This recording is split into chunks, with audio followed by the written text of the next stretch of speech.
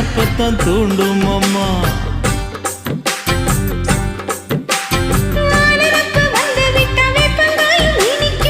நினப்பு போய்விட்டா செங்கரும்பம் கசக்கும். கோபுரத்தை கட்டி வைக்கவா தலைவன கலசம வணங்கிடவா. கட்ட விரல் ரத்தம் எடுத்தே கண்மணிய குங்குமமா வச்சு விடுவேன். தொட்டா சிணுங்கி போல தொட்டா சிணுங்குறாளே சிட்டார சிட்டுக்குருவி.